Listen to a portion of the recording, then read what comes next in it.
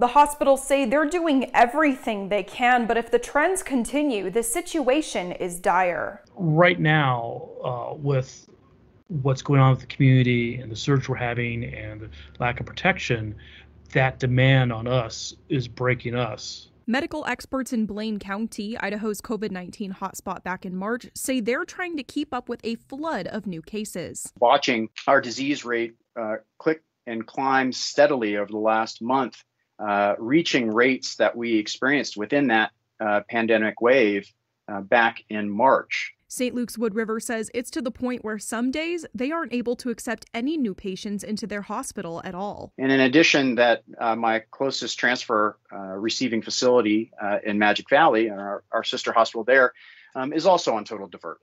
So I cannot depend on transferring any patients to that location as well. As we reported, hospitals across the state say if the situation continues, they could eventually be forced to ration care. Those impacts are much more severe because there aren't the resources of hospitals in larger cities. From a rural perspective, we don't get those options. It's more, I'm sorry, the line's full, you can't get it. And so whatever life-saving thing you need, whether it's delivering a baby with a C-section, heart attack, ventilator or whatever, you're not going to get it. Rural hospitals say their staff are exhausted and some have been forced to quarantine because they've gotten the virus. If numbers keep going up, there's a concern they won't be able to care for their patients. They come to the hospital where they can't breathe because of COVID or they're having a heart attack.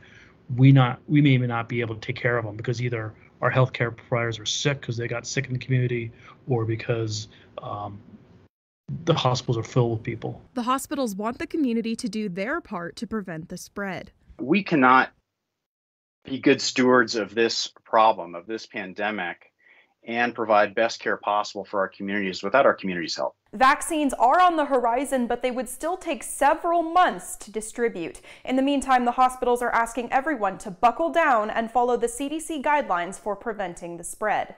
In Twin Falls, Natasha Williams, Idaho News 6.